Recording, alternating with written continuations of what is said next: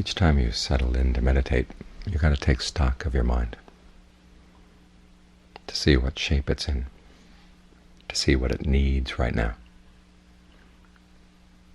Sometimes it's really tired, it's been thinking a lot, and it needs to rest. At other times it's sluggish, and it needs to be activated.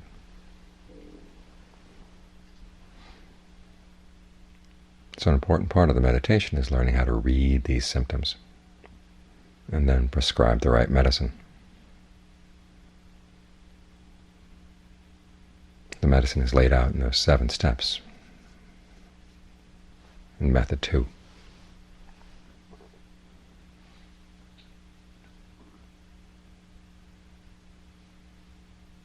If the mind's been thinking too much, all you have to need to do is just focus on one thing, the breath, sensation of the breath coming in, the sensation of the breath going out, and make it comfortable.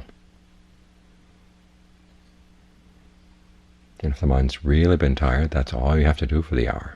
Just try to stay with as much comfortable breathing as possible.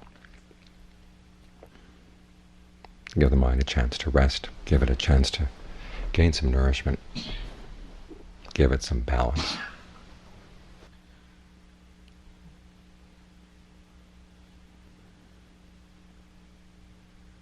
At other times, once the breath gets comfortable enough, then you want to go right into surveying the body. See how the breathing feels in different parts, and doing what you can to deal with any sense of tightness or tension or pain in the body.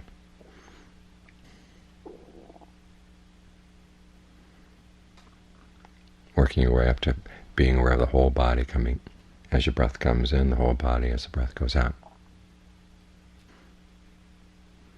Or choosing a particular point of focus. You may find that focusing on the nose is not comfortable, so move around until you find a place that feels right for you.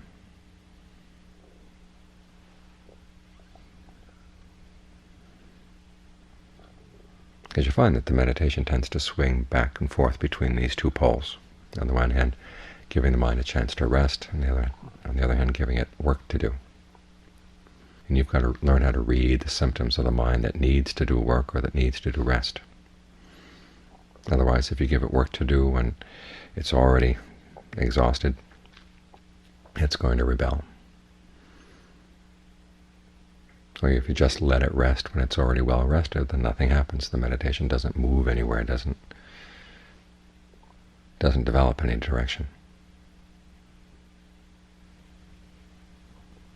So a large part of the skill of the meditation is learning how to read your mind, because after all, that's what the meditation is all about, learning how to read the mind, how to notice when there's greed, when there's anger, when there's delusion, when there's too much desire, when there's too little desire in the practice.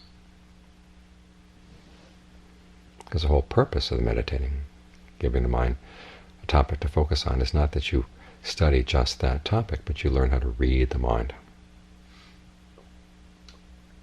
in all its different manifestations. And that's not something that can be dictated from the outside. Sometimes we like to have the idea that there's one technique you can use in all circumstances, and you don't have to think too much about it. Just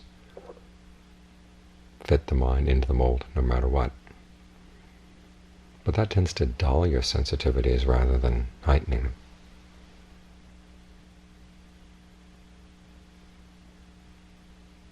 And it doesn't teach you how to read the mind at all. Many times you notice in a technique where they have the steps all laid out very carefully, you have to go running to the teacher to have the teacher explain what's happened, place a label on what you've experienced. In other words, you turn all of your powers of evaluation over to the method, over to somebody else. That's not the way the Buddha did things at all. He learned to turn around, look at his own mind, read the symptoms of his mind, as if he were a doctor.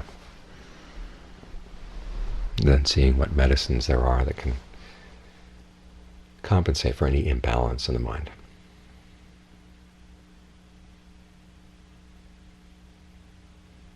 So your mind is in the position of being both the doctor and the patient.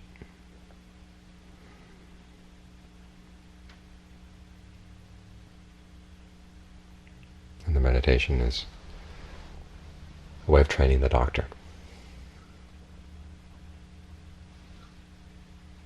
The doctor learns how to diagnose the disease, how to apply the right remedy. And in the course of doing that, gains a lot of discernment. And this is the discernment that ultimately leads to release.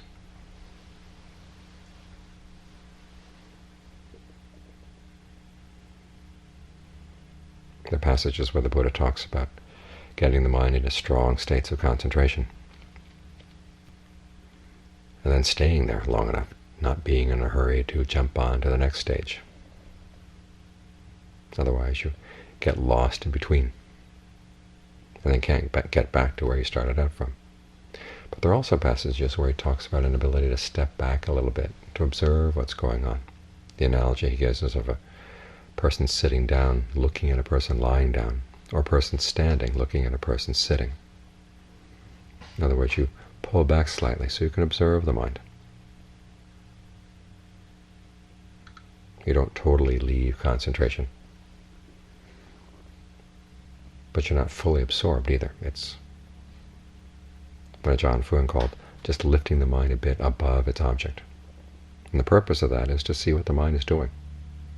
So you get a perspective not only on the object, but also on the mind in relation to the object.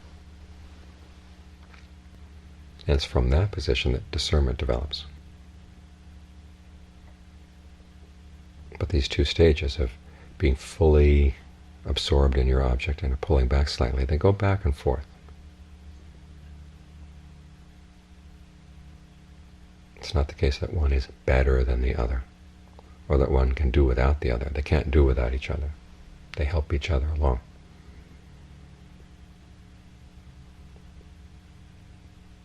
And your only duty is to notice which side you need to emphasize, the side of the stillness or the side of the directed thought and evaluation.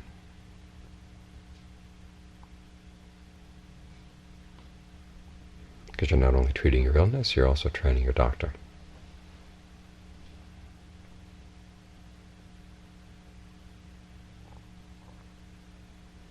Unfortunately, as a meditator, no matter what you do to the illness, the patient doesn't die, keeps coming back. Death here would be that you totally abandon meditation. As long as you stick with the meditation, the patient doesn't die. You get another chance to treat the illnesses, another chance to try new approaches.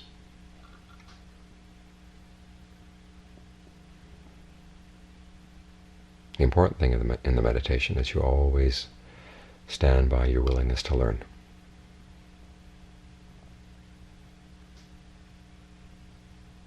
That's what will see you through everything.